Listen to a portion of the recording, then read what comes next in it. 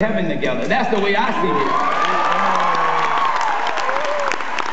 And so, they be scared. They're like, oh my God, I can't talk about that because maybe they won't put in the collection. It don't matter. My salary is set by the diocese. Whatever you put in will not affect my check. That's the way it works.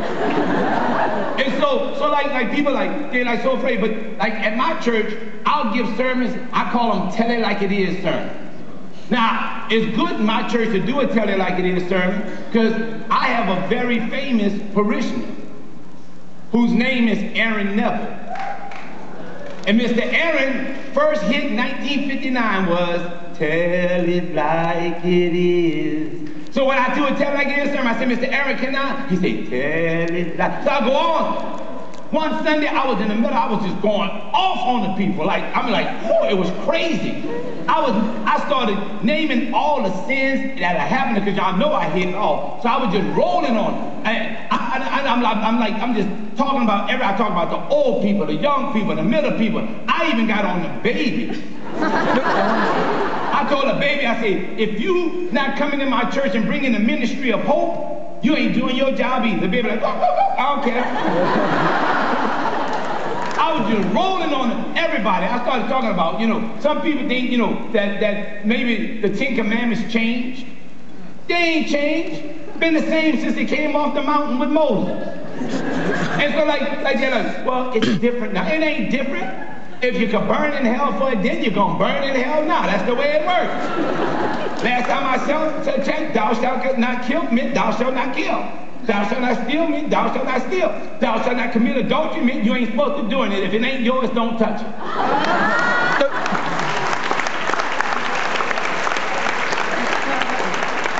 That's the way it works. It's simple. It's real simple. Well, I was in the middle of my sermon. I was going off on the people. And, just a side note, you got any pastors in the church? If you want the collection to go up, in the summertime, preach about sin, but turn off the air conditioning. Well, when people thinking about hell and they sweating, they're going to put more in the collection, try to buy their way out, I'm telling you. But I was in the middle of going off. I was preaching about sin. I was just rolling on it. And would you believe? Right in the middle of my sermon, the devil himself showed up in my church. And the devil looked at the church and went, "Ah!" And half the church jumped up and ran out the back door. The devil looked up again and went, "Ah!" And the other half of the church jumped up and ran out the back door. Except for one old man sitting right in the front row. And the devil looked at the man and he went, "Ah!" And the man just looked at him. The devil's like, "Arr!" The man just looked at him. So the devil jumped off the altar, ran up to the man, he was like, "Ah!" The man just looked at him. The devil's like, "Excuse me. Don't you know who I am? It's me, Lucifer, Lord of Darkness, Prince of Evil. I control everything wrong in this world. You're supposed to be scared of me." The man looked up and said, "I'm supposed to be scared of you. I've been married to your sister for 27 years.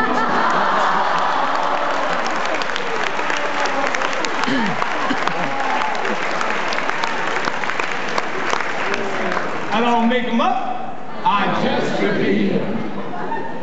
Because the other day, the Pope, Billy Graham, and Oral Roberts all died at the same time.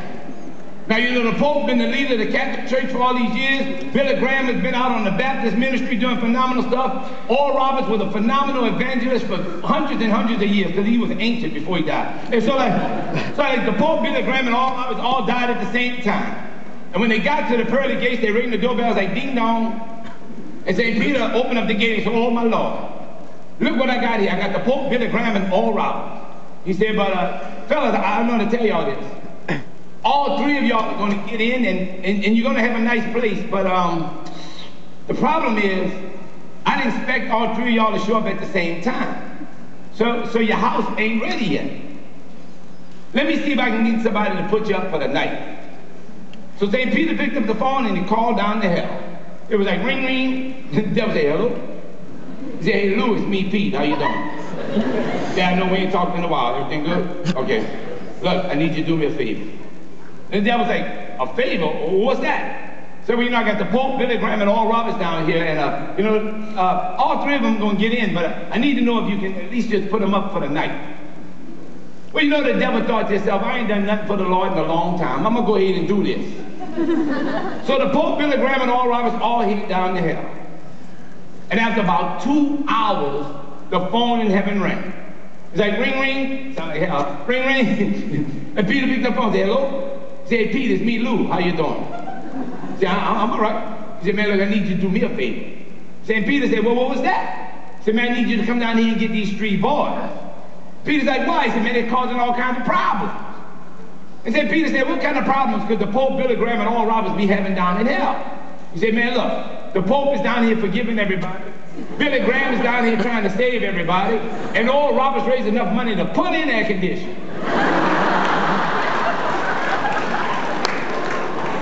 I don't make them up. I just repeat them. Because the other day,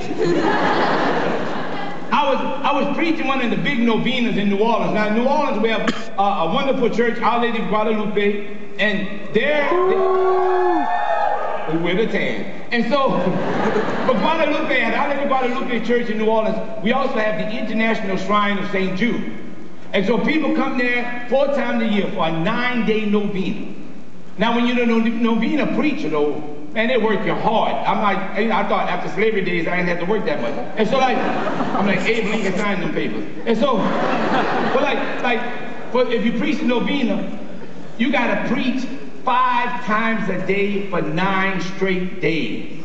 By the time you're getting in, you praying to St. Jude just to be able to get finished the novena. And so, like the novena is so cool because, like, people come from all over. Their little bitty church is packed for every service. Well, for the St. Jude novena, you know, they believe St. Jude is the patron saint of impossible causes. So he'll handle anything. A part of it is because in the Bible, Jude also has been known as Judas, but it's another Judas. And so, like, in the first 400 years of the church, there was nothing named after St. Jude. Because if they used his other name, Judas, they were scared that, like, maybe they think we have a church to the betrayer. So poor Jude was up in heaven talking about, somebody could call me. And so, in fact, Jude handles all impossible causes because no matter what, he got so excited, people was finally calling him for anything. Like, I'll do it. I'll do that too. I'll do everything. And so, like, Jude handled. Well, I was doing the St. Jude novena, and at one of the little breaks during the novena, I was walking down the street, down Canal Street, New Orleans, on our big shopping street. And as I was going down the street, would you believe, I bumped into Miss Jackson. I said, oh, Miss Jackson, how you doing? She said, oh, Father, I'm wonderful. I said, well, girl, didn't I just do a wedding about 3 years ago for you and Mr. Jackson? She said, yes, Father. I said, well, how y'all doing? She said, we still together. We love each other, Father. It's been great. I said, well, Miss Jackson, has God blessed y'all with any children yet?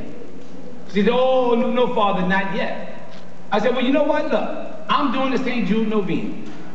I'm going to light one of them St. Jude candles, and I'm going to say the prayers that God will bless y'all with some children. She said, Father, that would be wonderful.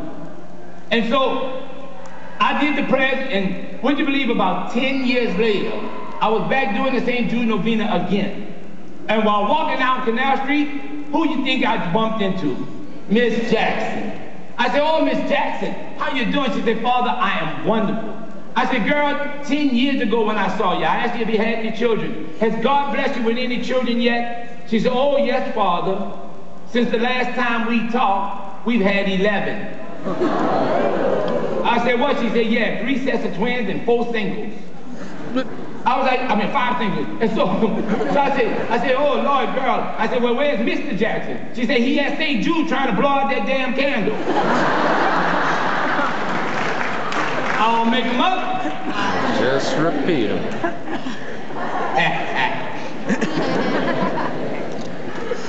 One more.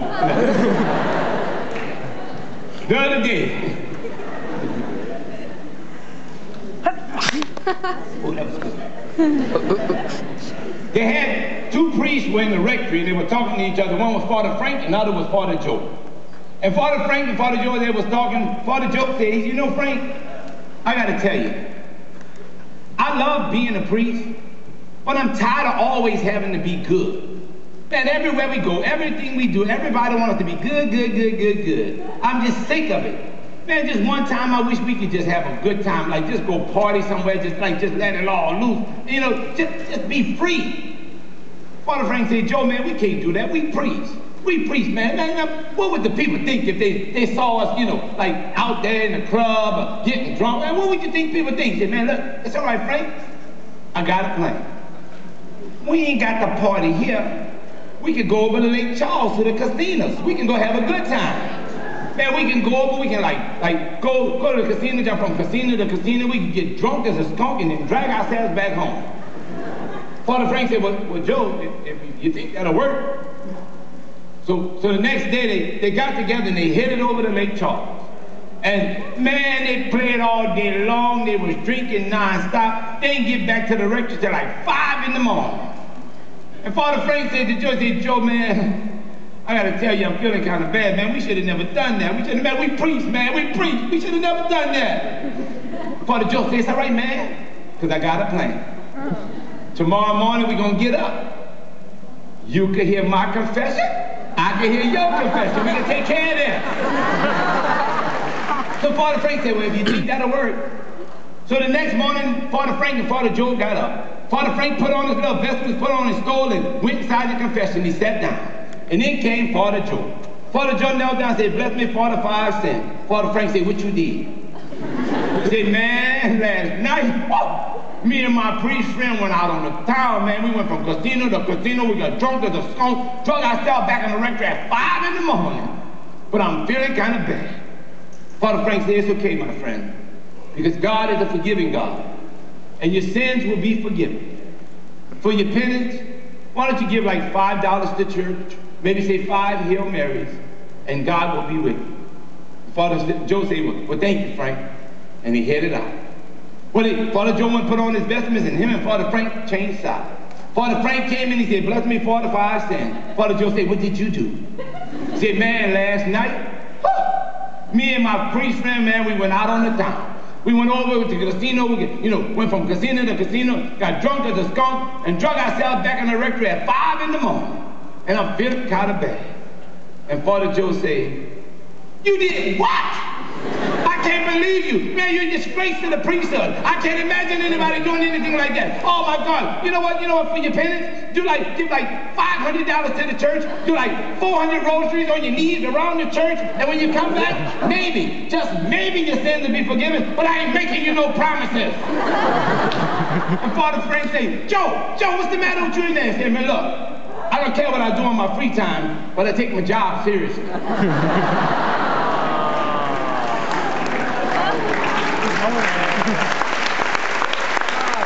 I don't make them up. I just repeat them.